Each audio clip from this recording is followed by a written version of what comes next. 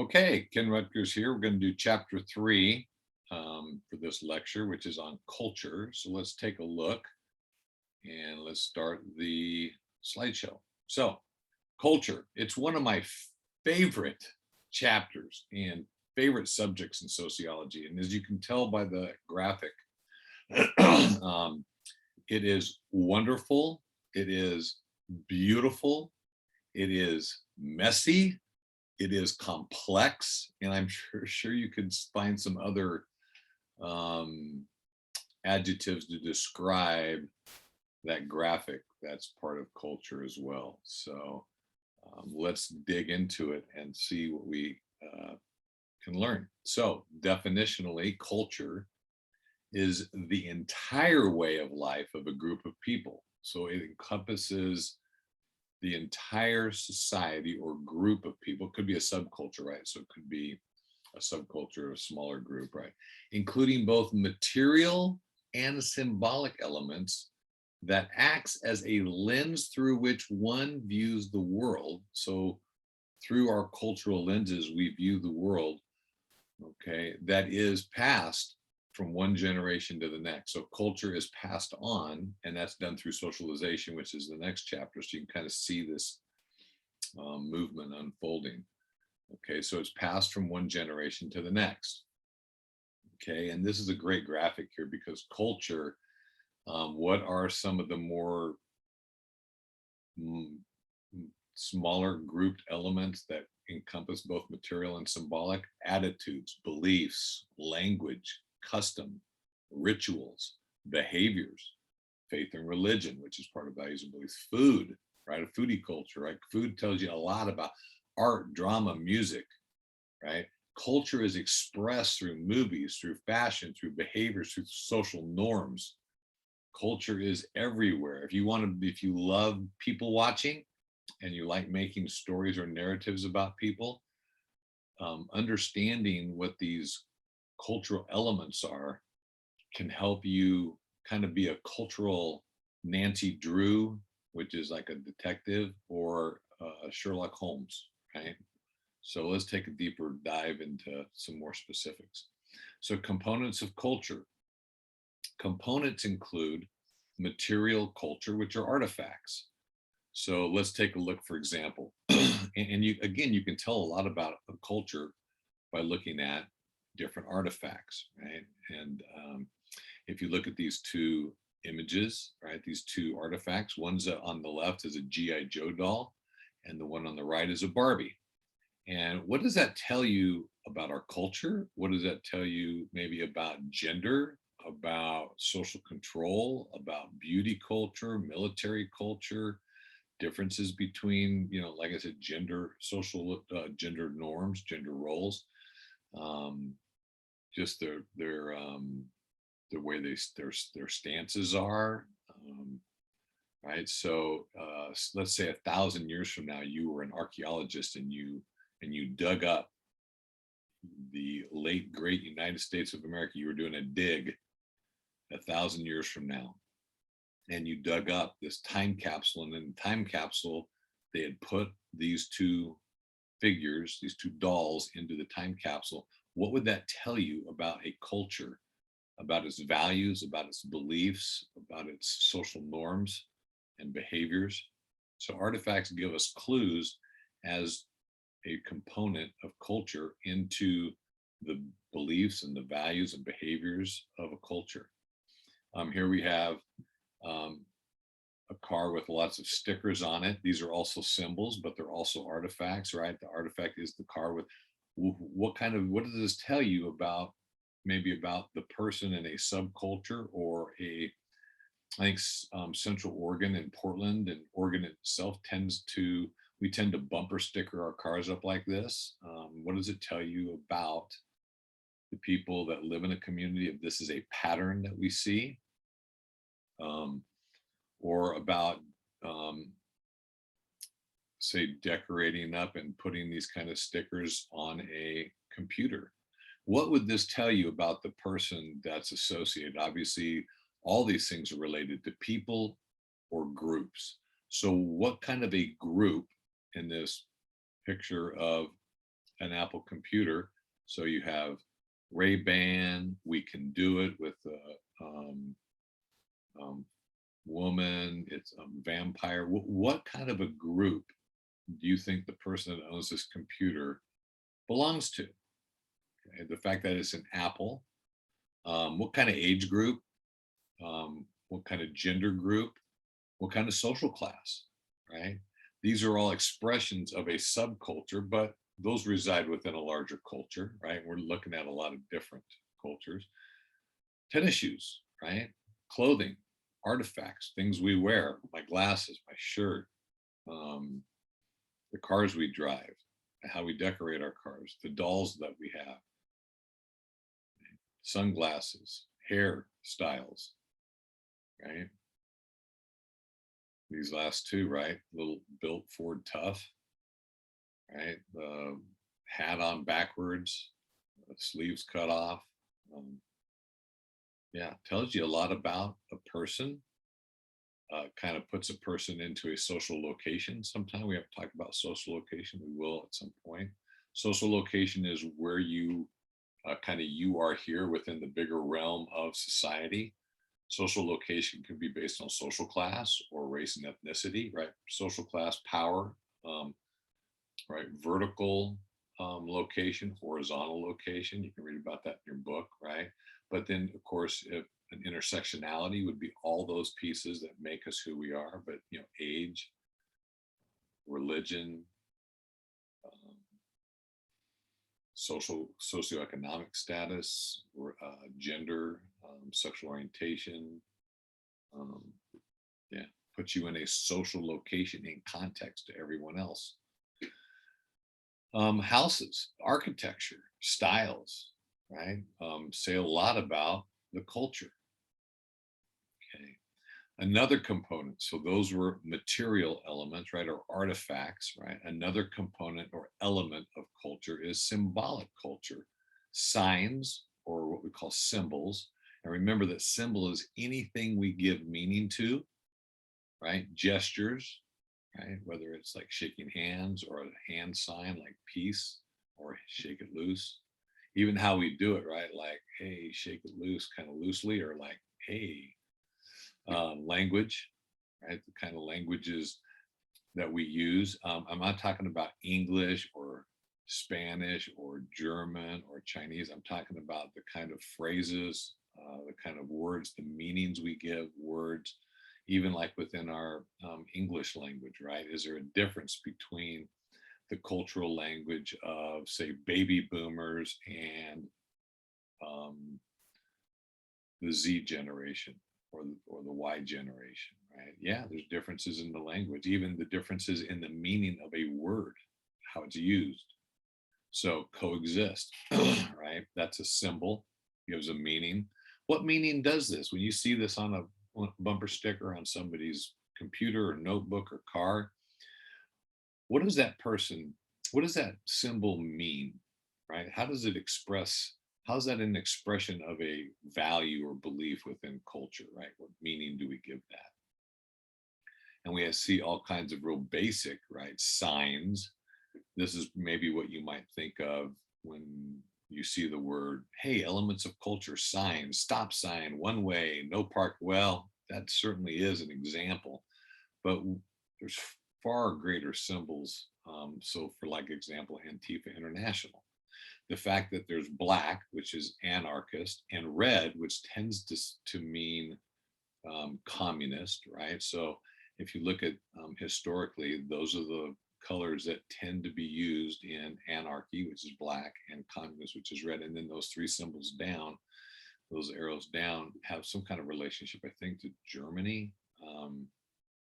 I can't remember exactly now. It's been a while, but they are meanings. They're meanings, right? Flags that we're flying our flag, we're like, our banner. So that's Antifa or Antifa. Okay. Expressions, right? We learn these expressions, right? Just like we learn the meaning of things, right? We're socialized.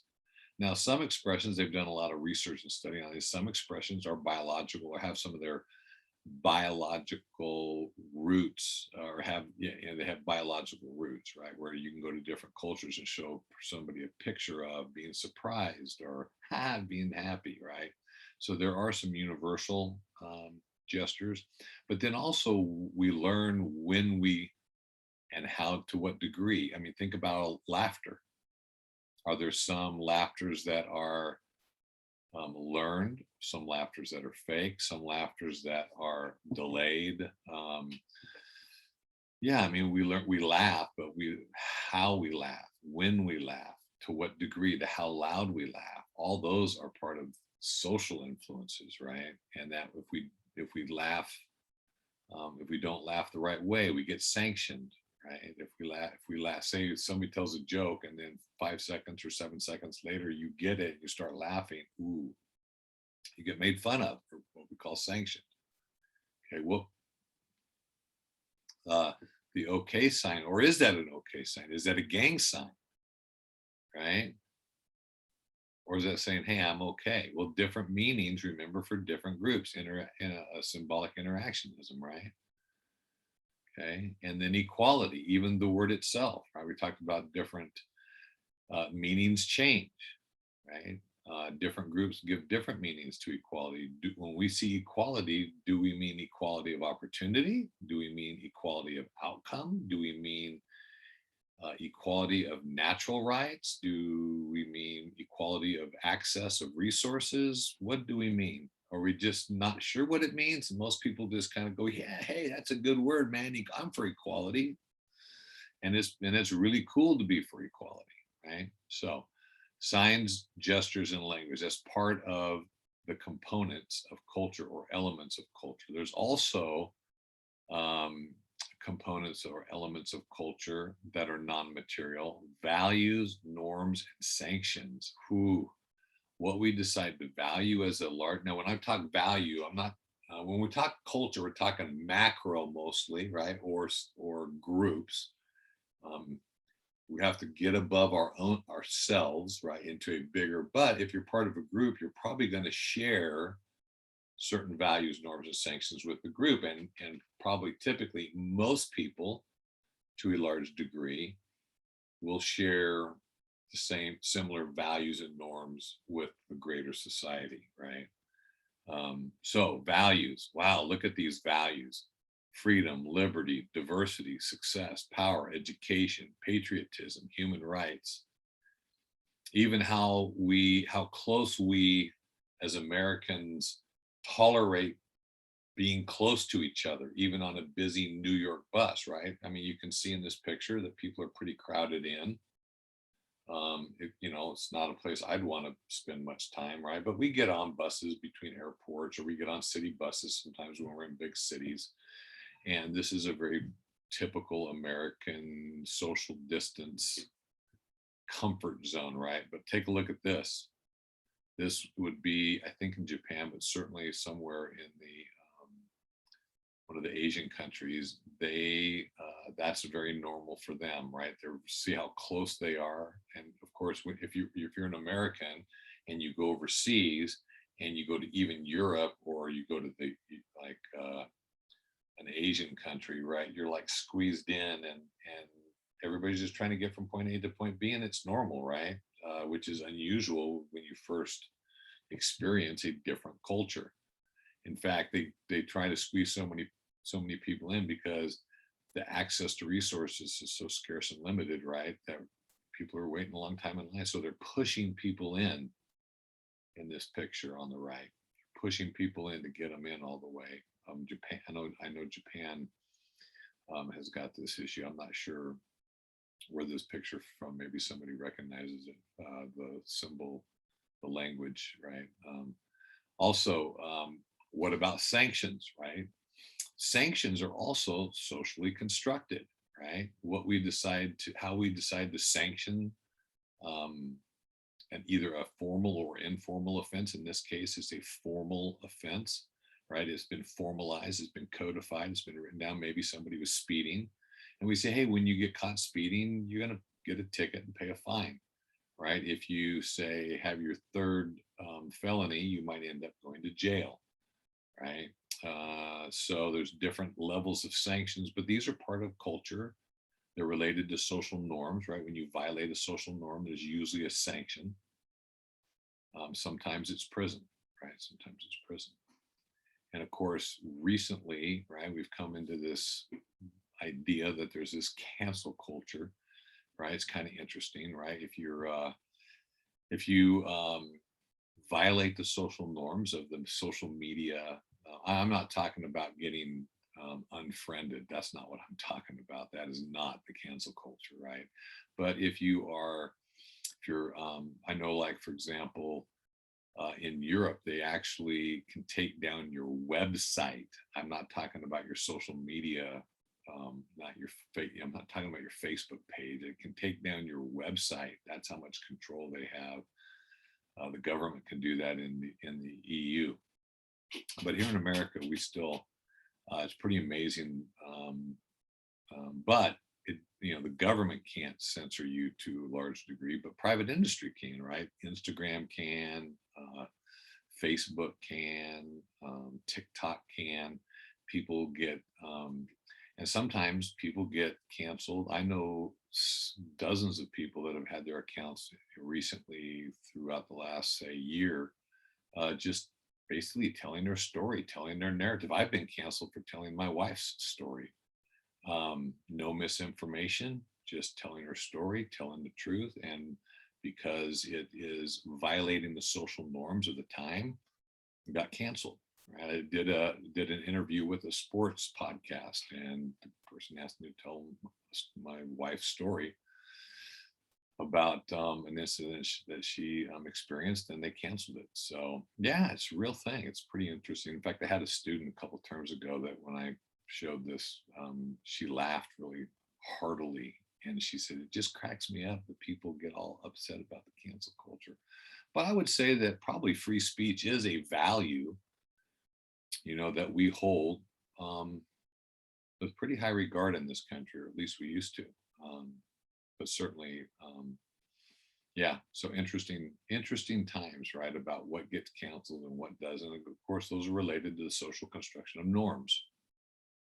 Now, there have been several studies over the years about American culture, right? And every country tends to have different cultures. Even in the United States, we have different subcultures. We have regional cultures. We have the South, we have the West Coast. California culture is a little bit different than, say, the Pacific Northwest, which is different than the Midwest or the Northeast, right? And those different cultures have different values, right? Different values. So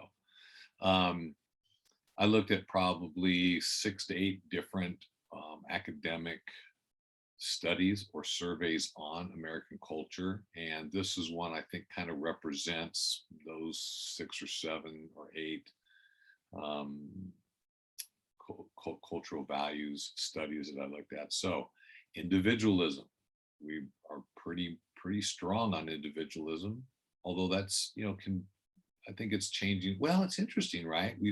I think in many ways we're moving towards collectivism, right? Because we're more collective, I think, due to our technology.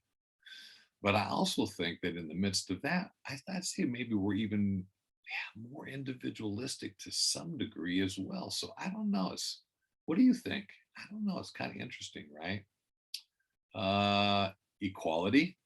Again, I've kind of mentioned this earlier. It's like equality. What do we mean by that? Has the meaning changed? Has the value of equality gone up? Are we more equality conscious?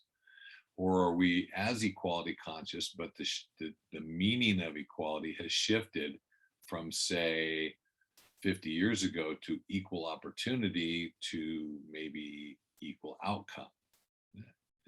I'll let you decide that for yourself, but those are great questions to ask about from a symbolic interactionist perspective, right? About the social construction of meaning, right? And the symbol, these words or these ideas, these are symbols that we give meaning to. Materialism, right? We are very consumer consumptive, right? Very materialistic, right? What we wear, what we drive. Gosh, even just think about if you're, say, snowboarding, does it matter?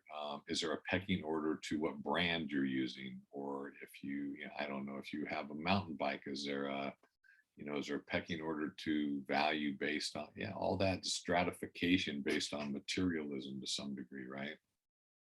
Science and tech, we definitely hold a very high value to science and tech.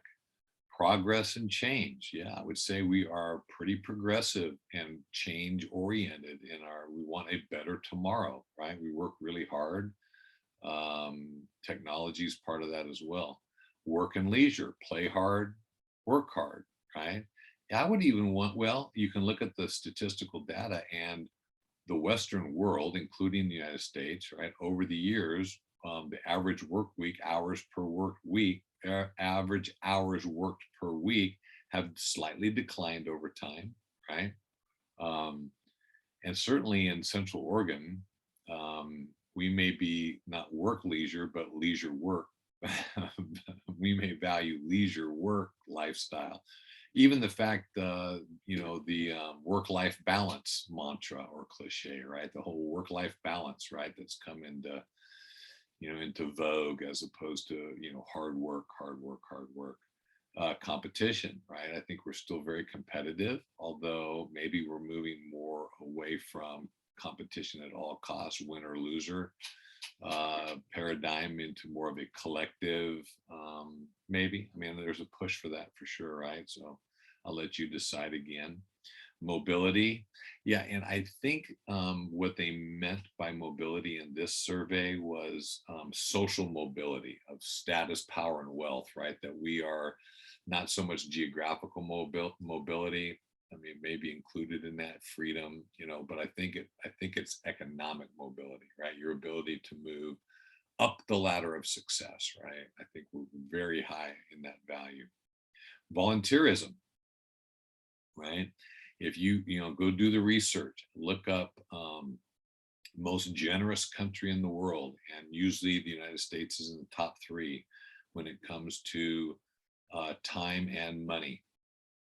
In fact, I think as a country, our country, our government is the most generous country in the world of giving money to other countries.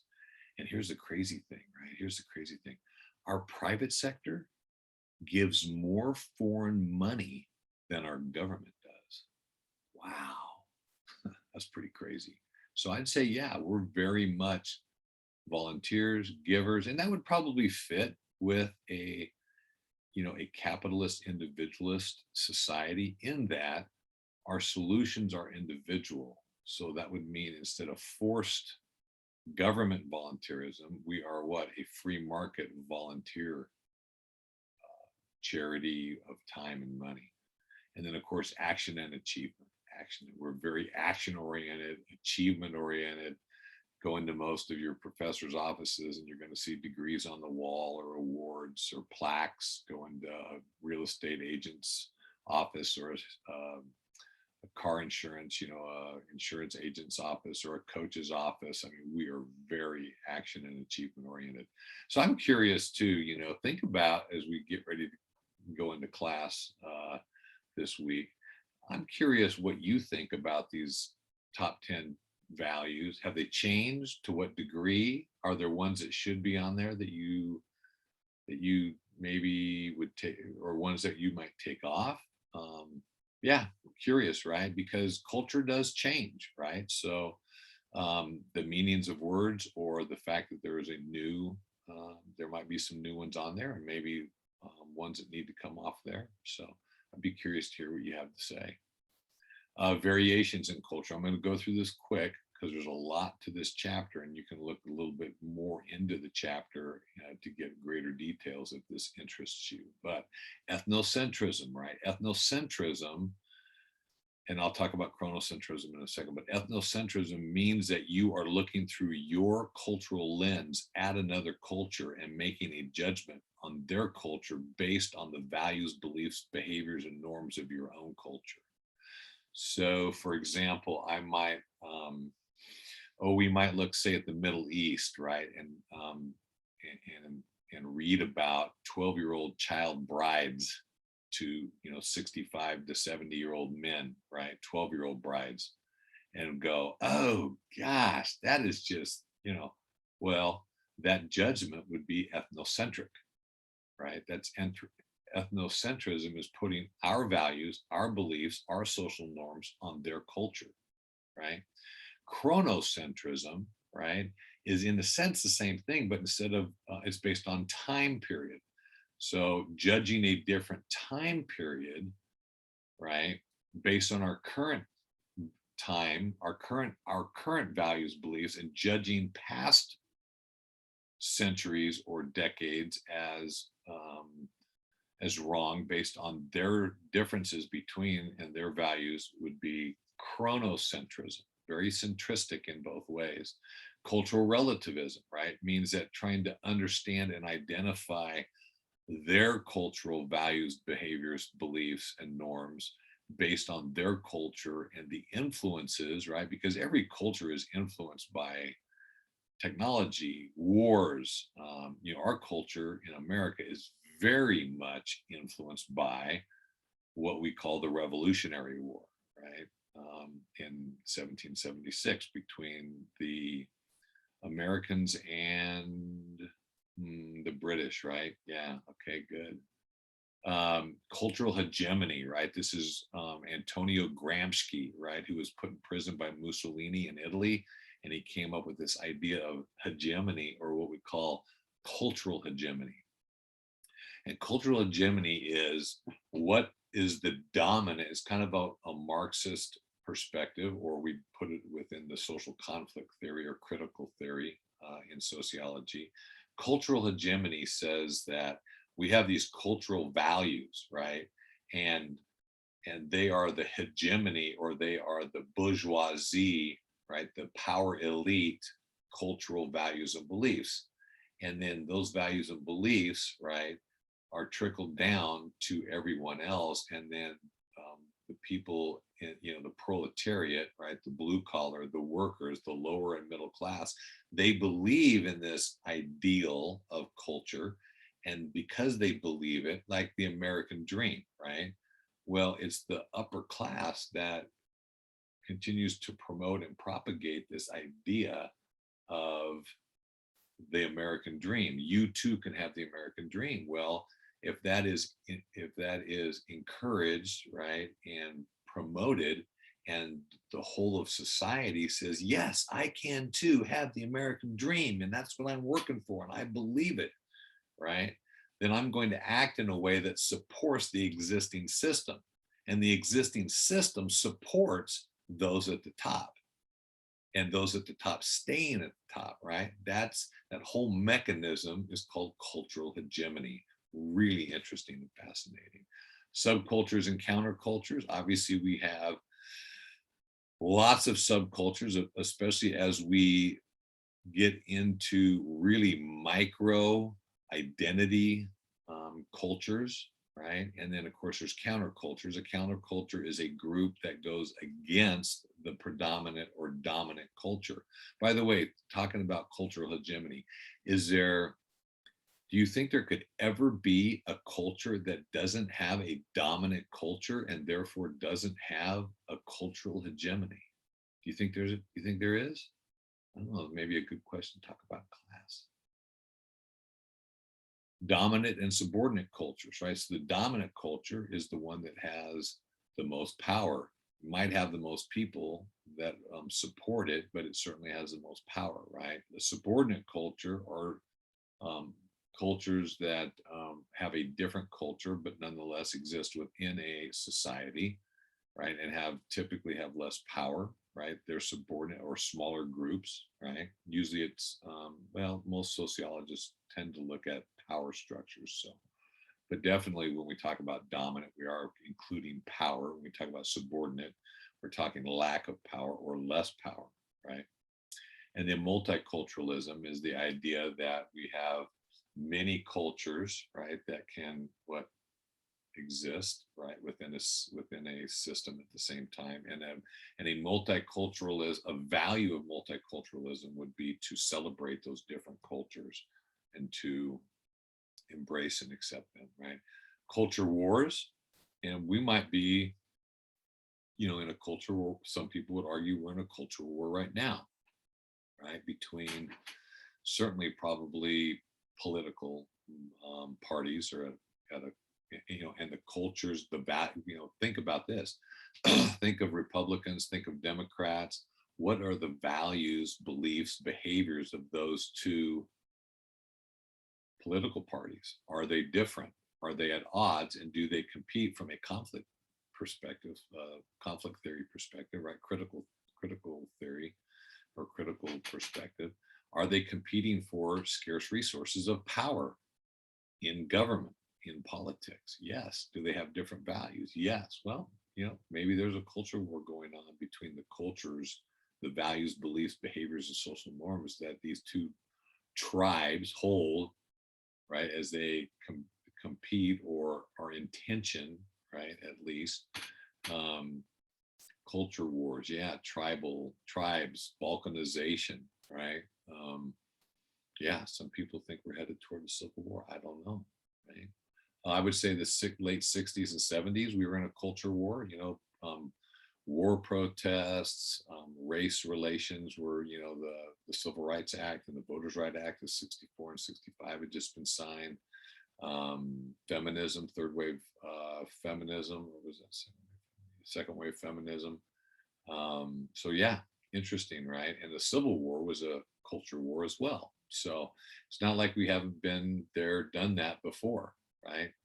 But yeah, it's a mixed bag of results, right? Ideal versus real, right? Really important, right? So we have a lot of ideals. Not bad to have ideals. It's great to have things to shoot for, and then understanding what the real culture is, what the real values and beliefs are. We say maybe one thing, but we act in a different way, right?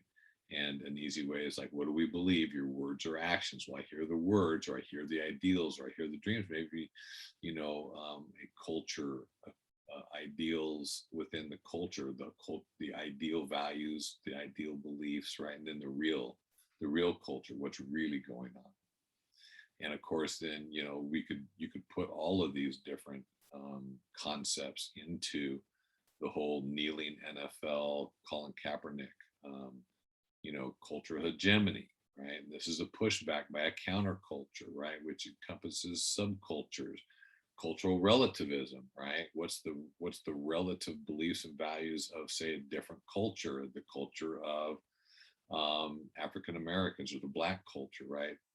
Do we judge the Black culture based on the white culture? Do we judge it based on our culture, which is ethnocentrism, right? And are they a dominant culture? No, Blacks are a subordinate culture, right? But are they accepted equally within multiculturalism? Is there a bit of a culture war that came out of this, kneeling and protesting the American flag? Well, if one of our values or our beliefs or our social norms is standing and saluting, like you see a couple guys in the background doing, they definitely violated the social norms, and they were sanctioned, right, for that, right, to some degree, whether it was comments on Instagram or not being hired or being cut, right? So yeah, you can look at all these concepts, and you can just look and you can apply those, right, to this kneeling. Now, I think sometimes a greater challenge for us, and maybe the challenge was this picture where, applying these concepts to this, maybe you felt uncomfortable or maybe you embraced it, right? How about this image? Whoa, yeah. Are we judging that culture through our ethnocentric lens, right? Can we understand a different culture, whether it's the image before, the Black culture, whether it's the Southern culture through, cultural relativism? How does this culture stack up to the dominant culture, right? Maybe some people think this is the dominant culture. Maybe other people think it's not. It certainly is a subculture, and maybe becoming a counterculture, or already is a counterculture, right? To some degree, it's a spectrum, so it's more difficult than just yes or no, black or white, right? Do we accept this culture as part of a multicultural society? And is there culture war? Yeah, I mean, you could pick up rap music and country music. I mean, talk about tension and the possible culture wars, right? But those are just two of many of the different subcultures we could look at and we might look at in class. So variations in culture, right? And some interesting questions and some thoughts. Okay, cultural norms. So we have cultural norms, then there's deviation from the norm, right? We call that deviant, right? A lot of times we think of it as deviant behavior, but it could be deviant thinking, right? Or it could be deviant looking, right? Maybe that picture of the muddy white guy was maybe a deviant way to look. I don't know. Or maybe kneeling was a deviant behavior or a deviant presentation. And then when you deviate from the social norms, you are sanctioned, right? Typically, you are sanctioned. Let's look at a graphic of these and kind of see how that unfolds, because this is pretty important. So you have this population, right? The bell-shaped curve, whatever you're measuring. In this case, we're measuring, say, culture, values. Well, we're measuring social norms, right? And there is a dominant cluster in the middle, that kind of the dominant social norm. And that dominant social norm kind of encompasses the dominant culture, most of the culture, right? So we tend to be a Western American culture, right? The values, the beliefs, the behaviors, the social norms, right? Those tend to be Western culture, okay? Now, when you deviate from that, the way you think, the way you behave, the way you look, the further out you deviate from the social norm, the further outside the bubble you get, or the box you get, or when you cross that line, the further outside you go, the greater the sanction, the greater the reaction, right? And that's really basically what social norms and violations of social norms and sanctions are, right? And that's deviant behavior, right? At its core. So social norms, and those are socially constructed, as is culture, by society. And we'll take a look at the three sociological approaches and how they respond. But before we do that, let's take a look. Is females expressing through their look, is that a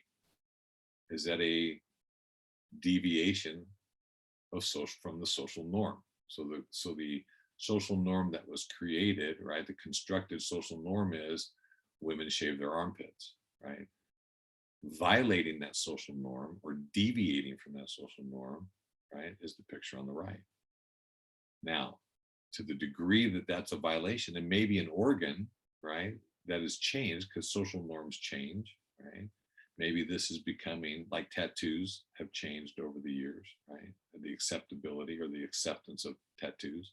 Maybe not all tattoos, right? It probably depends where the tattoo is, how big the tattoo is, what the tattoo symbolizes, right? I could probably have a giant butterfly, right, on my neck. Maybe a butterfly would be a gender norm violation, but nevertheless, and that's a big tattoo. Or I could have a small, like, teardrop coming out of my eye, and that means that has a different meaning. That could be really small and could be black and white, right? So back to the, so do you think, what do you think? Do you think there's a social norm of shaved armpits for women? And now we're talking the dominant culture, right? We're talking the dominant culture, right? Maybe in some subcultures, this is very acceptable, but for the dominant American culture, and we could even then say the regional culture or the state or the Central Oregon culture, right? You can see how complex it gets, right? So I would say in general for our American culture, right? Women shaving their armpits is the norm. Growing your hair, right? And there's been this pushback against the dominant culture, right? A movement, right? Social movement in January, right? To push back against the inequalities along gender lines, right? In the area of women having to shave their armpits to be accepted as a social norm, called January. January encourages women to grow out their armpit hair. So kind of interesting. Anyway, so is she sanctioned?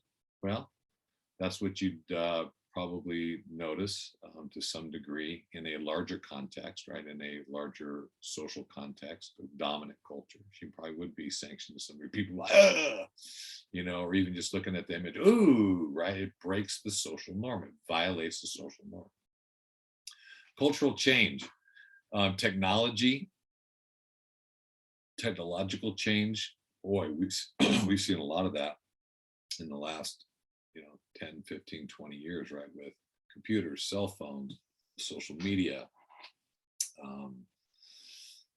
Yeah, right. Crises, right? Like wars, tragedies, our current COVID global pandemic, right, has changed our culture to some degree, right? Just think of going to school, how we do school or how we do work. I mean, definitely has changed the way we do work or maybe travel. Certainly in Central Oregon, I see a lot of RVs out there. So it's changed our culture to some degree, right? We could measure that if we wanted to. We could go out and do a study on it. But anyway, it certainly has changed, and that's culture changes slowly, right? It's not a complete change of culture, but it is influenced. Right? Cultural diffusion. Cultural diffusion is when different subcultures, right? It's the diffusion of culture, right? And a diffusion out, right? We export our culture. America is famous for exporting our culture. We export our music, we export our values and beliefs of freedom and competition. We export fashion, movies, music. So yeah, cultural diffusion and cultural imperialism is part of that, a neo imperialism, right, through culture. Sports, look at the NBA in China, right, or baseball in Japan, right? Countries exporting their culture through sports. Sports is an expression of culture. Say, for example, if you look at the American sports, right, baseball, basketball, and football, right, it's very much, other than maybe the home run fence in baseball, every basketball court is the same size. Every basketball rim is the same height. Football fields are the same size. Baseball diamonds, the diamond part of the base, same distance between home plate and the pitcher's mound, between first and second. And usually in American sports, when you commit a foul, the game is stopped. You are penalized immediately. Now think of soccer, which is certainly heavily European influenced, right? But certainly not American sport, right? So soccer fields are different sizes, and oftentimes, most of the time, when you violate the rules, only if you gain an advantage, typically, is the game stopped and the penalty, right? So it's kind of like no harm, no foul, play on, right? When the ball goes out of bounds, in American football, wherever that ball goes out of bounds, I mean, they have instant replay and they get it just right and they're measuring within, right? In soccer, when the ball goes out of bounds, you pick it up and you might even run and gain a 2 or 3 or 5 yard advantage, right? Before you throw it in, right? It's kind of like, no harm, no foul, kind of laissez affair, kind of, yeah, you're in the rough area, general vicinity. Let's go have fun. Let's play on, right? Different cultures. That tells you a lot about our American culture, right? When you think about what I described in American sports, right? About penalties, sanctions, everything's exact, right? And maybe part of that is because we had so many different cultures coming from Europe, right? When there was the colonialism, the European colonialism into this country, right? You had so many different European cultures that to get along, you had to have certain standards that everybody had to agree to. So I don't know, it's a theory, right? It's my hypothesis. And then there's cultural leveling, or what we call amalgamation, right? Where there's this, it's not assimilation, right? It's not multiculturalism. It's kind of an amalgamation, right? It's cultural leveling, right? Cultural leveling.